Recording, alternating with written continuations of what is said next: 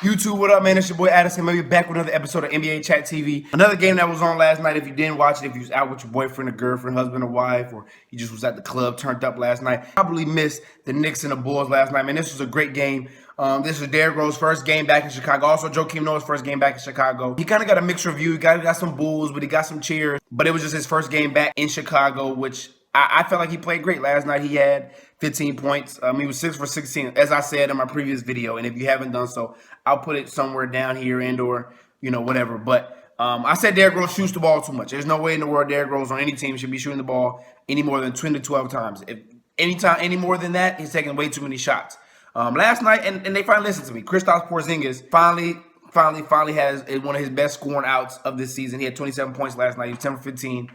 He's 4 for 7 for 3. He got to the free throw line 5 times. Carmelo Anthony, we know what he's going to do. He was 9 for 22, of course. But he's 5-5 from the free throw line, so he got to the free throw line.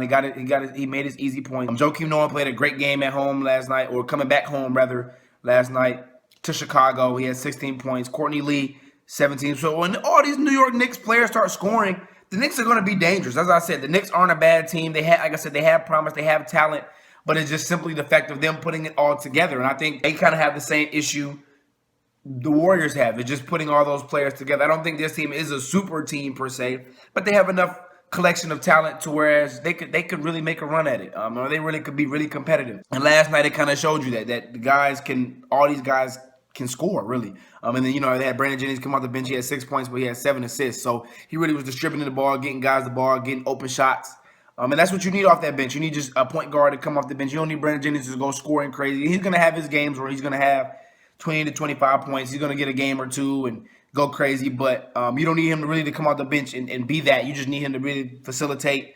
You really can have Porzingis in there with that second unit and or Carmelo Anthony in there with that second unit or whoever. You can have somebody in that second unit really just kind of running a facilitator role, score when need be, but really just be the facilitator. The Knicks, like I said, when they all are playing together, they could be a scary team. Chicago, on the other hand, like I said, last night was just another dud, and these are going to happen. But the beauty of the plus side of what Chicago is, they're scoring 100 points. So we do see the fact that they are scoring. However, defensively, I think is what's going to be their challenge going forward throughout the rest of the season is can you get a stop when you need to? Like, can you not only defensively, but can you get a stop when you need to?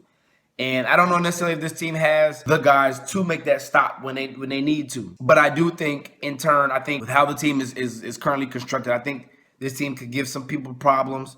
Like I said, Chicago's really going to come down to how their bench plays. How their bench plays is really how they're going to go. So if this is going to be like nights like last night where Mirotic only had 14 points off the bench, you're not going to win a game. McDermott, he had 6 points. He was 3 for 5, 0 for 1 from 3. So, you can't have that. You got to have two guys off that bench giving me double-digit points.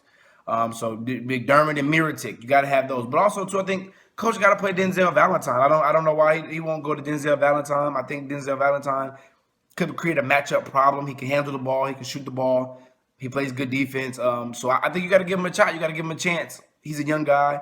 But at the same time, he's a veteran guy. He went all 4 years throughout school. So he knows what to do. He knows what it takes to be a professional. He knows what it takes to get the job done. He has a requisite skill set, and his skills are honed. So, he's just not a raw 18-year-old kid project that hopefully one day turns into that. No, we know what he is.